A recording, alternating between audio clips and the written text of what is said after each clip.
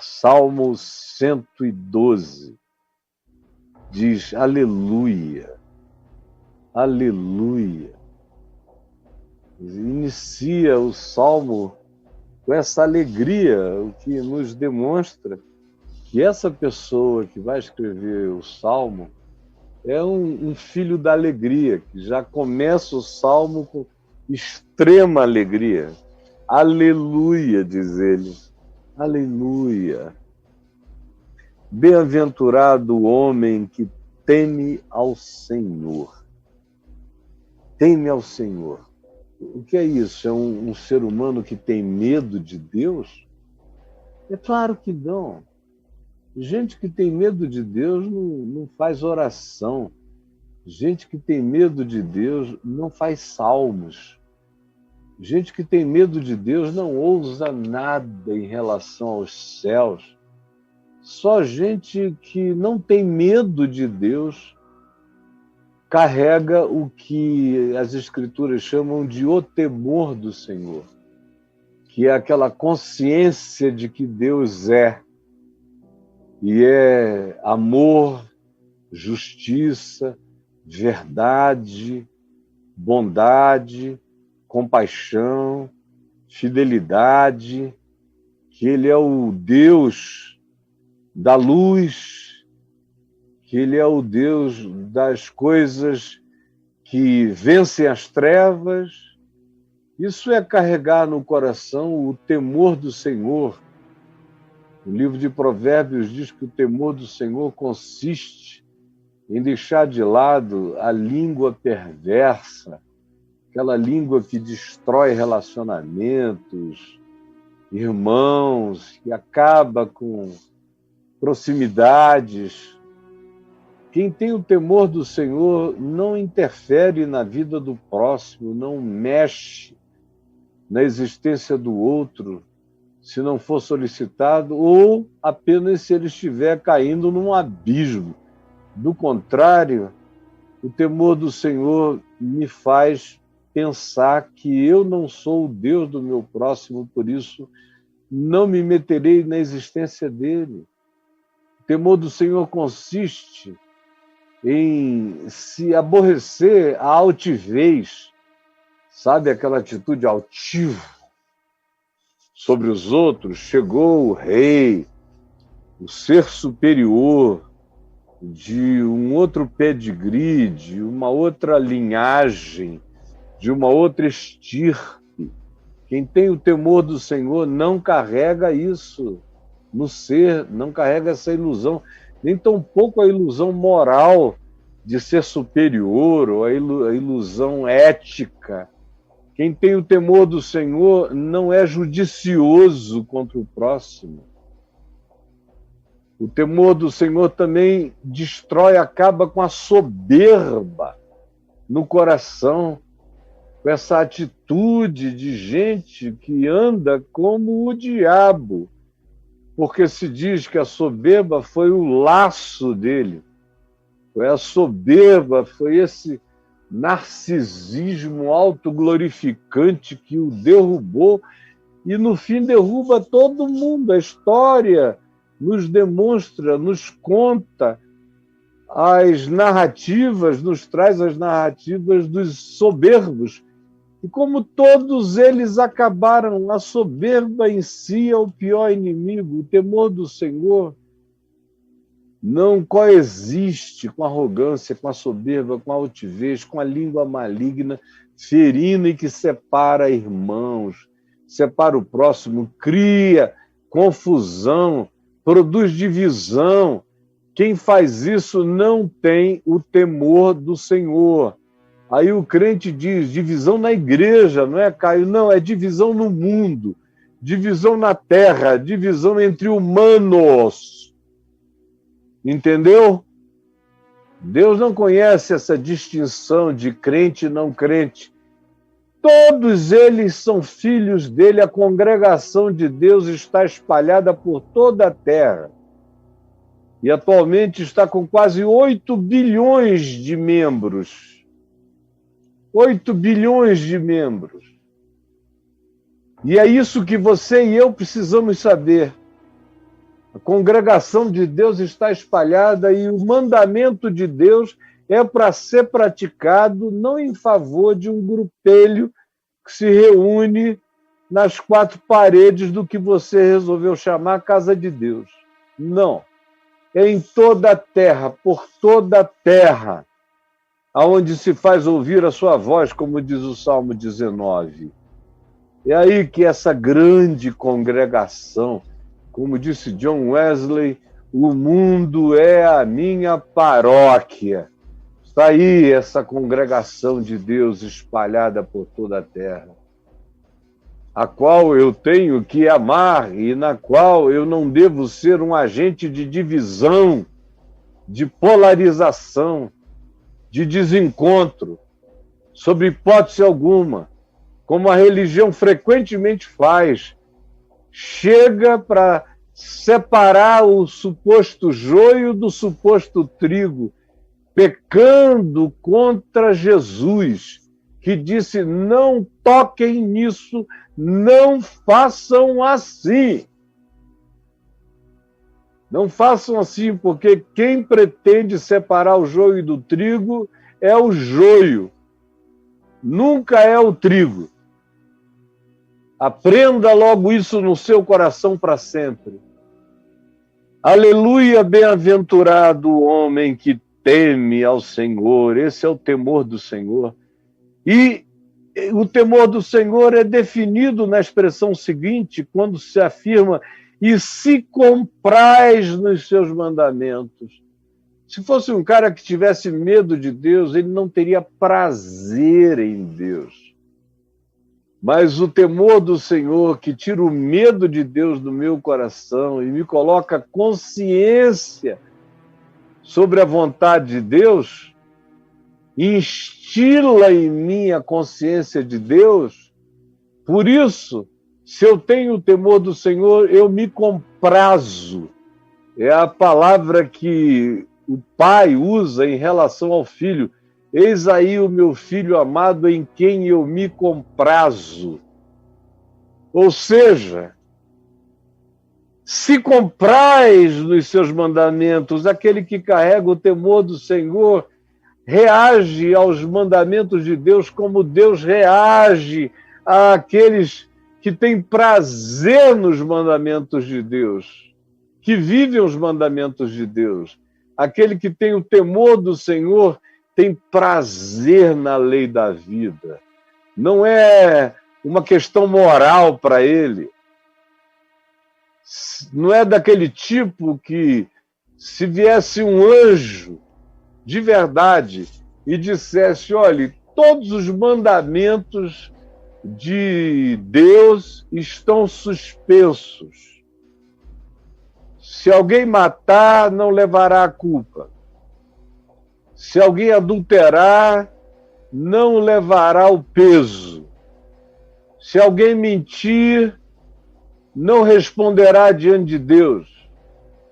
Se alguém desprezar e desonrar pai e mãe, não sofrerá nenhuma penalidade ou sanção da bênção divina para a continuidade da vida. Enfim, se você é desse tipo que obedece por causa das consequências, você não tem o temor do Senhor. O temor do Senhor é para gente que não tem nenhuma relação com a obrigação, com a instituição do mandamento, não quer nem saber de Moisés, das tábuas de pedra, tudo isso é só história. Para o coração dele não tem nenhuma funcionalidade, porque ele não vive em função disso. Ele é um cara que dá aleluia para a vida, que tem prazer no mandamento. Não é penoso, como diz João na primeira epístola, no capítulo 5, pois os seus mandamentos não são penosos. Não lhe é penoso, é prazeroso, ele se compraz. Isso faz toda a diferença. Uma pessoa que vive o mandamento de Deus, que obedece o mandamento de Deus, que é amar ao próximo como a si mesmo, que é o que se quer que o outro nos faça, nós fazemos primeiro a Ele, como Jesus ensinou. Quem tem essa consciência vê no mandamento oportunidade de crescimento, oportunidade de desenvolvimento do caráter, oportunidade de relacionamento, oportunidade de fazer o bem.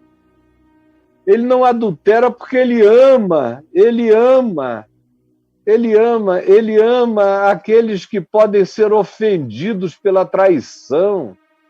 Ele ama, não quer magoar ninguém.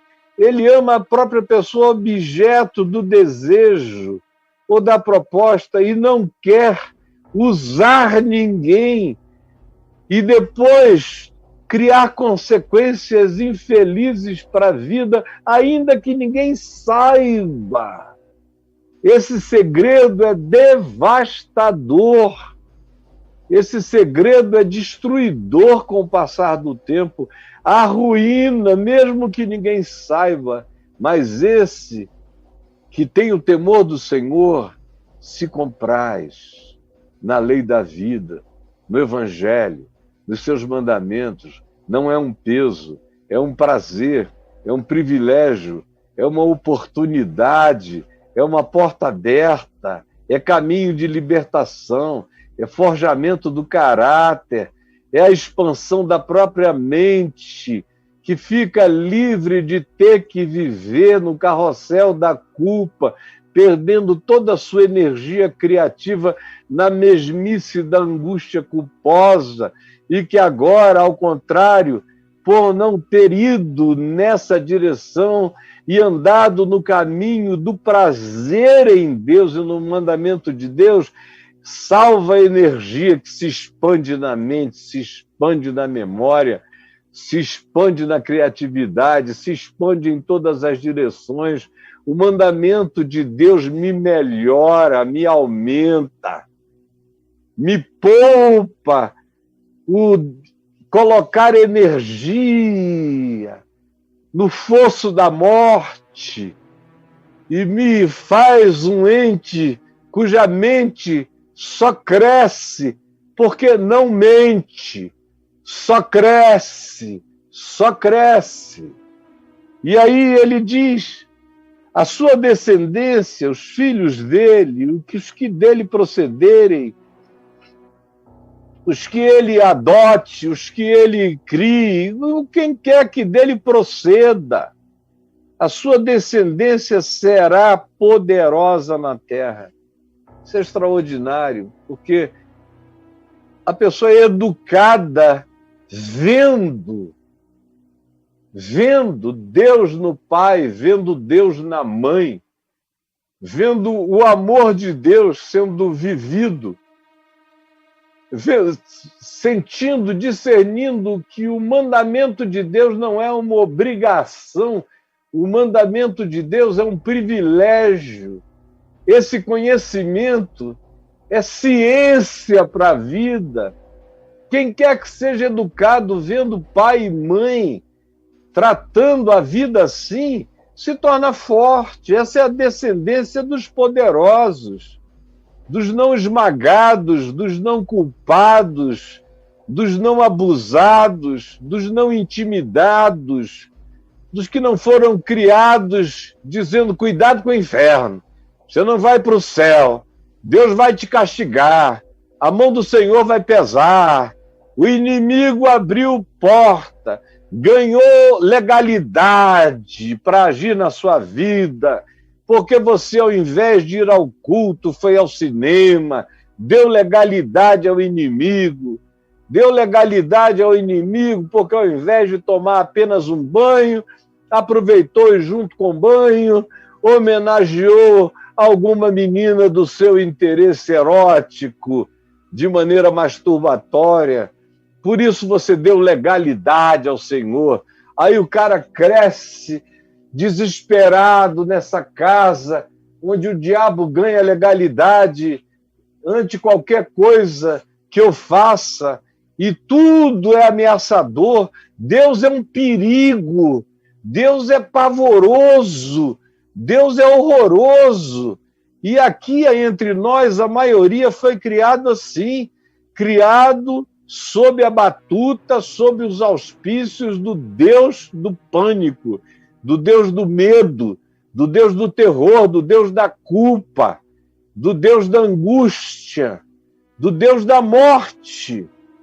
Porque, como diz Paulo em 2 Coríntios 3, ainda obedecem os mandamentos da tábua de pedra, ainda servem ao ministério da morte, cujo patrono é Moisés, não vieram para Cristo, para o ministério da vida, do perdão, da reconciliação.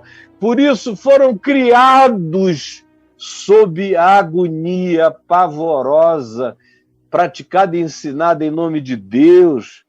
Por isso, a descendência dos crentes é fraca, é burra, é anticientífica, é a menos educada, é a menos acadêmica, fica lá na rabeira da história, são os últimos a reconhecerem os avanços, as percepções, as descobertas, torcem contra vacinas, muitos deles, e são amigos da pandemia, porque são pessoas obscurantistas, não são filhas do temor do Senhor, são filhas do pavor de Deus.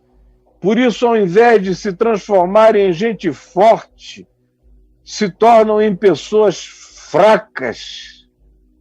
Ao invés de ser, como aqui se diz, aquele que vem dessa linhagem onde o prazer em Deus é a cultura familiar, se torna poderoso na terra. Será abençoada a geração dos justos. E aqui, quando se fala de justos, não se está falando só do justificado mediante a fé. Se está falando do justificado mediante a fé que vive com justiça, com verdade,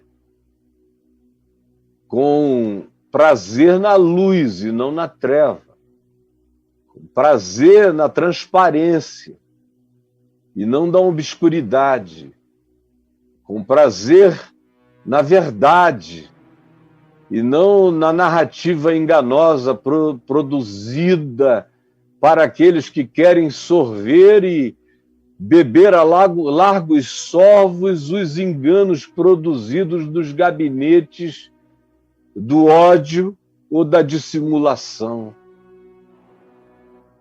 Preste atenção. Abençoada será a geração dos justos, de gente justa. Não é de gente que parece justa, é de gente que, sendo justa, dá o fruto de justiça que outros observam. Tem que ser verdade. Para mim, eu sou justificado mediante a fé em Jesus, mas é porque eu sou justificado mediante a fé em Jesus que eu pratico a justiça, a luz, a verdade, e tenho prazer nisso. Do contrário, eu não fui justificado pela fé, porque a justificação pela fé não é uma cláusula de isenção para produzir vagabundos que se dizem crentes, mentirosos que se dizem crentes, perversos que se dizem crentes. Não é, nunca foi, jamais será. E a palavra diz que abençoada e forte é a geração desses que são filhos dos que andam no temor do Senhor e que se transformam numa geração de gente justa, saudável, justiça e saúde humana, saúde mental, saúde emocional e saúde de caráter. Esse alinhamento é o que acontece do ser da justiça que anda no temor do Senhor. Na sua casa, há prosperidade, porque na sua casa não existe desperdício, não existe o banqueteamento da futilidade. Por isso, na sua casa há prosperidade, na sua casa há riqueza, a riqueza daquilo que se guarda, daquilo que se economiza, daquilo que se usa só naquilo que é útil. Na sua casa, há prosperidade e riqueza e a sua justiça. A justiça, porque essa prosperidade decorre da justiça praticada. Não é essa teologia da prosperidade que você pode ser ladrão, mentiroso, enganoso, vagabundo, quanto mais e crônico, enganador, adúltero por profissão. Mas se você...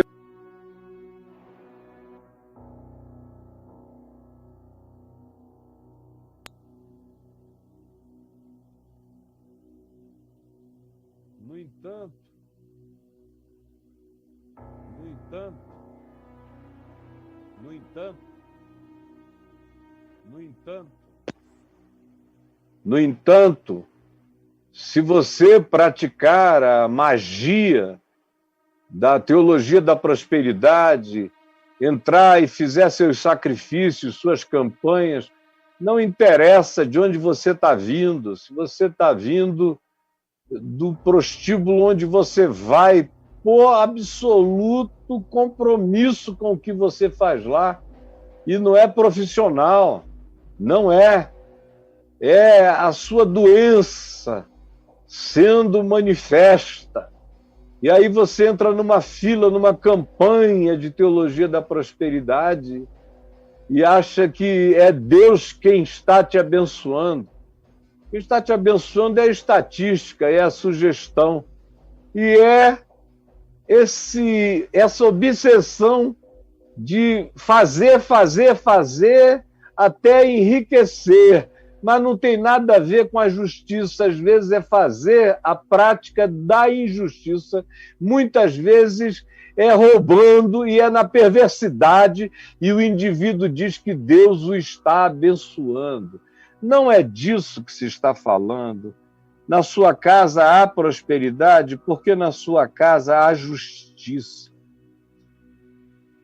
Em tudo que se faz, em tudo que entra lá, o pão é o pão da justiça, é tudo fruto da justiça, não do engano. Por isso é que existe essa riqueza que não faz mal, que não destrói a vida de quem a possui, como normalmente acontece. Por isso é que a justiça desse indivíduo permanece para sempre. Ao justo se diz, nasce luz nas trevas. Quando você anda assim, quando o temor do Senhor está em você, nasce luz nas trevas. Ah, meus amigos, se eu começasse a contar as histórias de como eu já estive nas escuridões, de onde eu não tinha saída nenhuma. Vem um indivíduo, dá um golpe em meu nome e me deixa devendo em 1984, 85, $200 mil, $250 mil, eu não sei nem quanto era isso naquele tempo, e ele fez em meu nome, porque o banco deu dinheiro em confiança a ele só porque ele andava comigo e era meu amigo. Mas veio cobrar de mim, eu levei um susto. Que treva, meu Deus! Para quem não tinha nada, se eu vendesse a minha casa, eu não apuraria 25, 30 mil, no máximo. E olha lá, 250 com prazo. Eu tremi todo, eu não dormi uma noite inteira clamando socorro de Deus. No dia seguinte fui pregar no Anhembi, São Paulo, naquele auditório menor, umas 4.000 pessoas, 5.000, e eu preguei, só Deus sabe como eu estava, fazendo tudo para não pensar naquele assunto, quando de repente na saída eu vejo um homem em pé.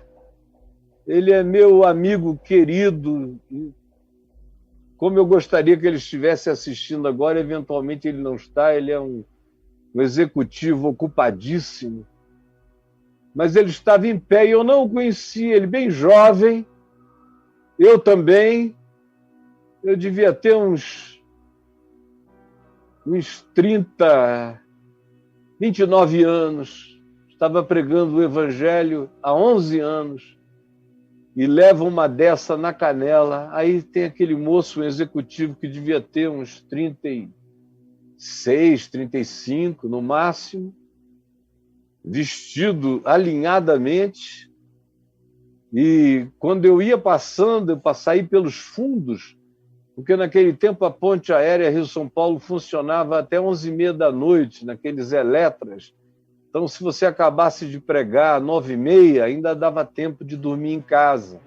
E era o que eu fazia, eu ia muito pregar em São Paulo, porque dava tempo de dormir em casa com os filhos. E quando eu ia saindo, ele parou e falou: pastor, antes de você entrar no carro, deixa eu botar esse bilhete aqui no bolso do seu paletó. Aí botou um envelope, leia no avião. Eu agradeci, não sabia quem era, entrei, esqueci, continuei orando, aflito. Jesus, me socorre, dá uma luz, uma saída.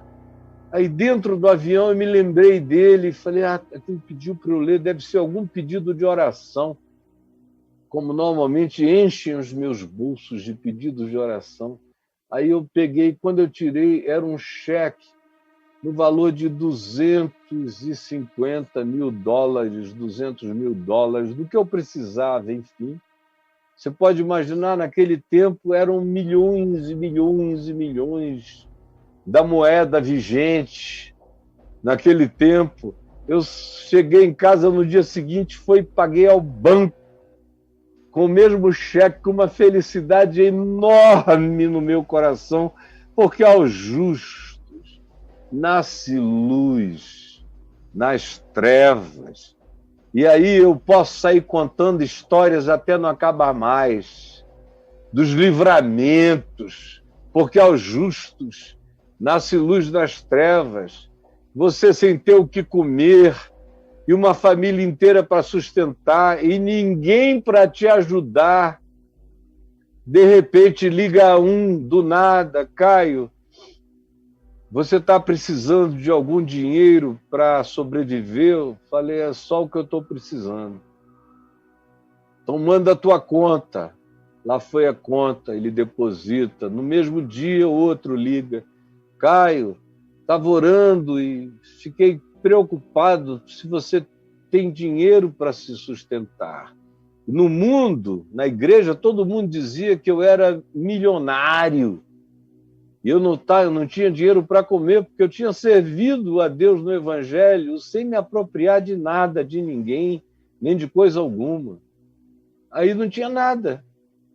Aí ele liga à tarde: Caio, me manda uma conta, um outro. Aí quando eu vejo, entra. Aí no dia seguinte, um outro. 3 dias depois, o meu sustento estava todo coberto para mim e para poder ajudar meus filhos, mesmo os mais velhos, que naquele tempo ainda dependiam de mim, porque aos justos lá nasce luz nas trevas. Você andando em agonia no aeroporto, sem saber qual será a solução para a sua vida, chega alguém, te esbarra e diz: olha, pega esse cartão e me liga que eu tenho uma solução para a tua vida.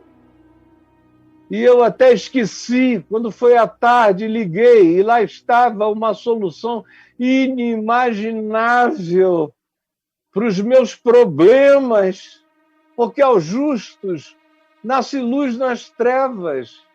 Aí vem aqui a federal chorando, dizendo que era um crime me prender, mas eles eram obrigados e foram xingando o juiz que tinha feito aquilo, xingando tudo, xingando o meu advogado, que ele disse: não é possível, esse cara teve anos para contestar isso, o senhor só está sendo preso porque ninguém fez nada.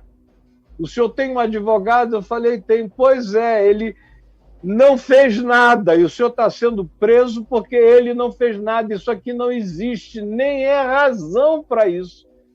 Nem é razão. Eu falei, não, não tem problema. Deve ser uma missão. Deve ser uma missão minha. E eu fiquei 4 dias abençoadíssimos lá. Cheio de luz.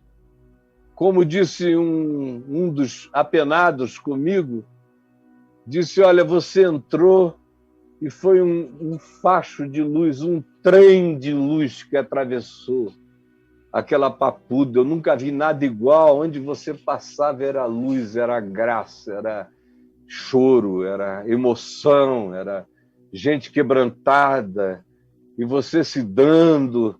Por quê, hein? Por quê, hein? Porque aos justos nasce luz nas trevas. Sempre. E por que que ele é assim? Porque é benigno. Porque no coração existe o latejamento da benignidade, da qualidade da bondade. Porque ele é misericordioso, tem um coração que se solidariza com a miséria alheia, com a miséria do outro, seja o outro quem seja. Porque ele próprio é justo e é observavelmente alguém que anda com justiça nos seus tratos. Por isso ele é bem-aventurado, ditoso. Ditoso é aquele ser bendito, sobre o qual se fala de geração em geração.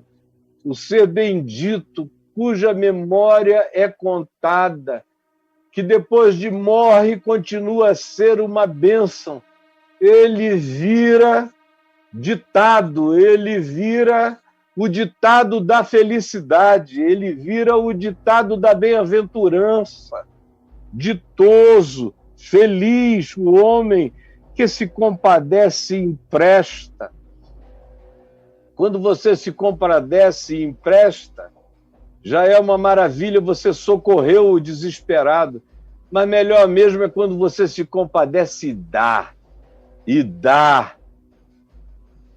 Tem famílias em relação às quais eu fiz isso, eu não quero falar de nada contemporâneo, fiz isso há anos, e que até hoje, décadas depois, os filhos e os netos me mandam recado agradecendo, porque eu sustentei o pai e a mãe deles na miséria deles há 30 anos, há 40 anos. Você vira ditoso, bem-aventurado, e a notícia é contada. Por quê? Porque você ganhou poder político, por exemplo? Não, isso cabe na vida de qualquer um que se sente eleito por Deus para praticar o amor de Deus na existência. Esses se tornam ditosos porque se compadecem, porque emprestam, porque dão.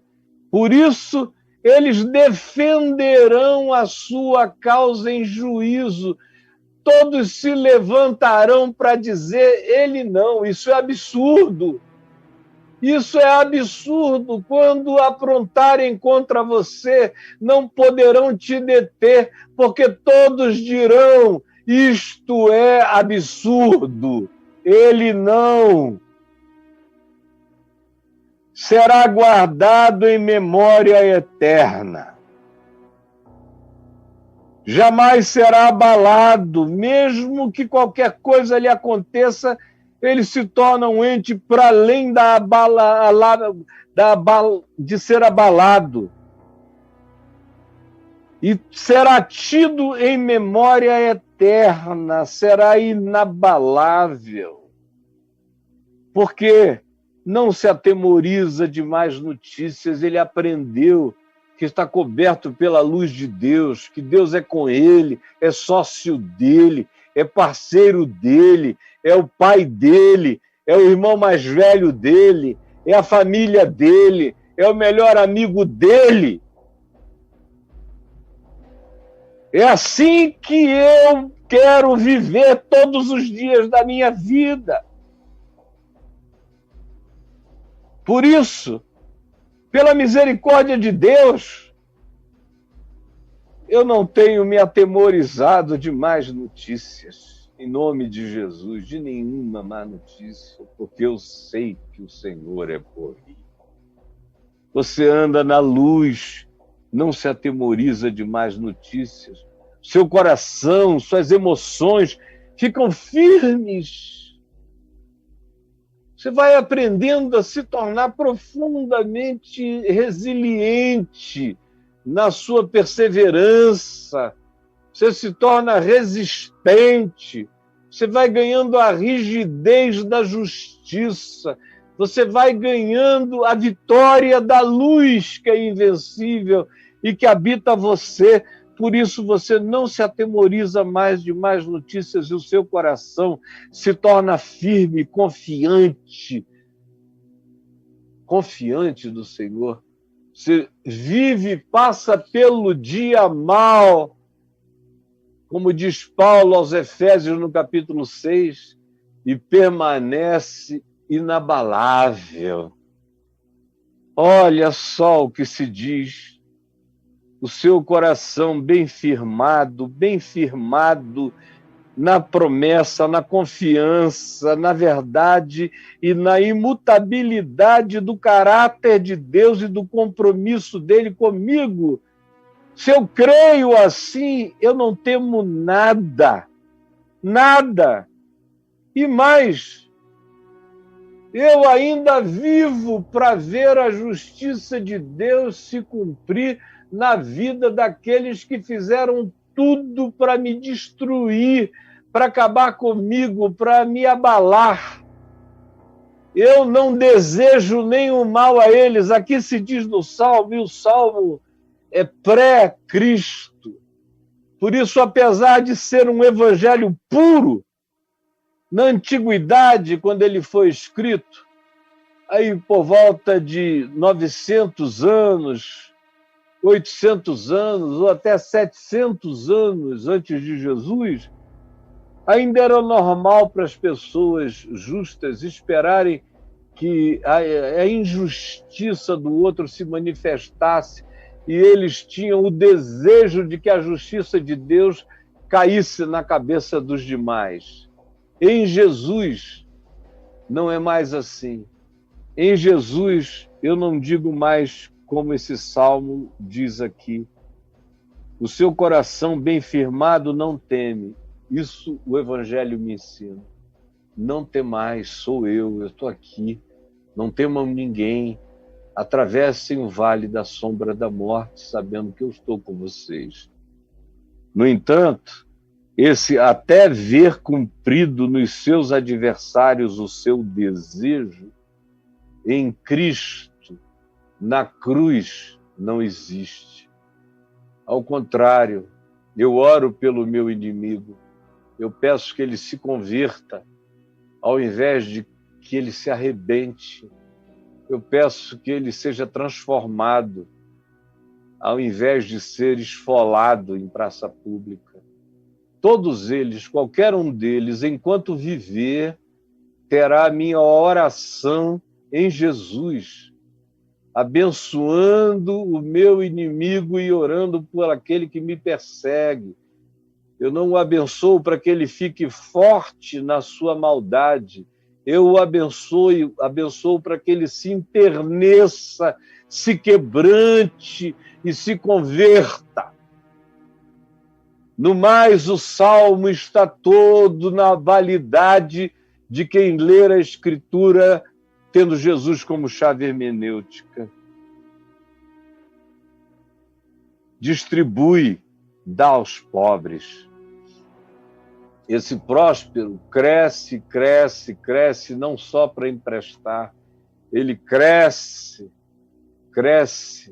nesse espírito para distribuir e dar aos pobres, como Paulo fala a respeito em 2 aos Coríntios, no capítulo 9, no verso 9, quando ele estimula justamente esse espírito de generosidade, de dadivosidade, de contribuição. Esse justo dá aos pobres. distribui, olha a grandeza.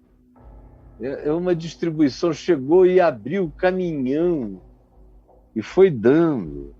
Abriu a despensa, abriu o armazém da misericórdia, dá aos pobres, a sua justiça permanece para sempre. Os céus veem, os céus anotam, os céus escrevem, os céus sabem, os céus conhecem. Como se diz, e Abraão foi chamado amigo de Deus. Os céus fazem amizade, os anjos se tornam amigos de quem é assim. Você pode ser assim. Você não precisa ser como você tem sido. Você pode ser legitimamente um amigo de anjos. Sua justiça permanece para sempre. O seu poder se exaltará em glória. Você distribui e, paradoxalmente, você cresce. Você se fortalece. E você é gloriado. Você é explodido de dentro para fora pela Shekinah de Deus. Todo mundo percebe, até o inimigo discerne que na tua face, na tua voz, no teu ser, nas tuas obras, o que existe é paz, luz, justiça e glória. Glória. O perverso vê isso. Ele vê isso, não entende nada. Por isso morre de raiva. Esse cara que vive essa vidinha, esse homem que teme ao Senhor, que se compraz dos seus mandamentos, esse idiota, que cria esses filhos com esse cuidado, esse amor todo, que tem essa prosperidade da frugalidade, da economia.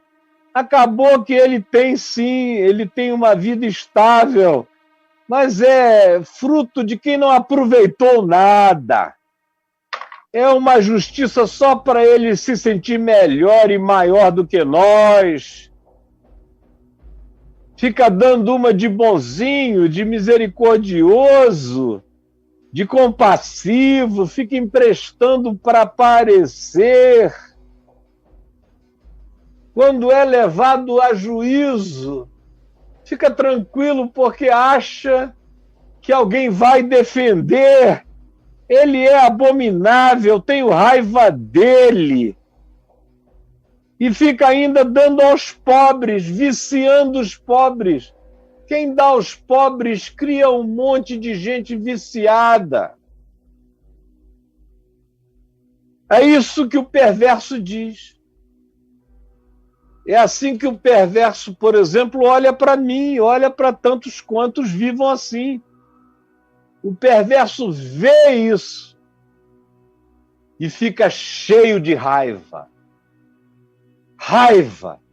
O ódio dele aumenta porque o bem de Deus veste você, coroa você, glorifica você, unge você em tudo que você faz e abençoa a sua casa e a sua família, os seus filhos e a tudo quanto você toca.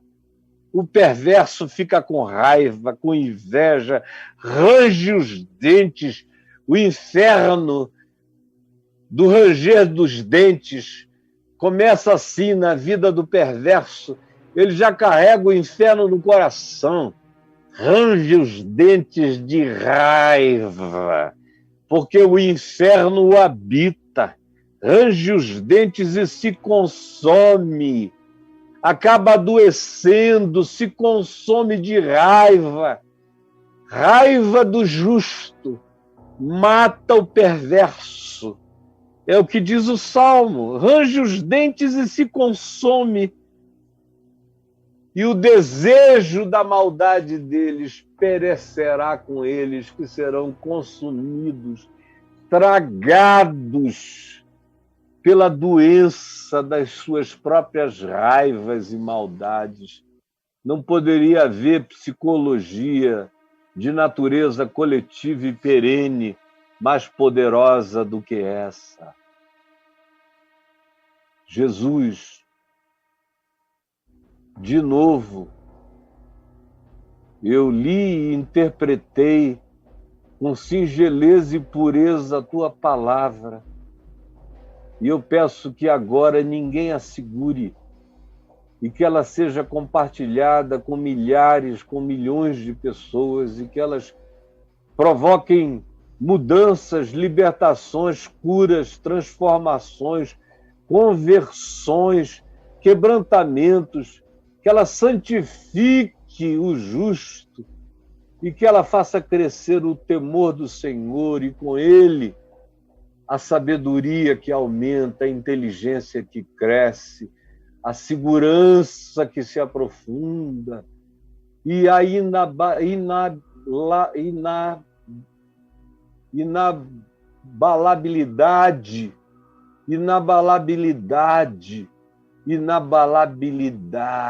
daqueles que vivem em confiança, e que não temem, porque sabem que o Senhor é com eles, não importa como estejam nem aonde estejam. Há uma porta aberta, como na arca, uma janela no telhado, para que os Noés saiam e plantem o pé num novo chão, para pela fé começar de novo a vida. E eu peço que a tua palavra esteja sendo agora completamente entendida por muitos, em nome de Jesus. Amém e amém.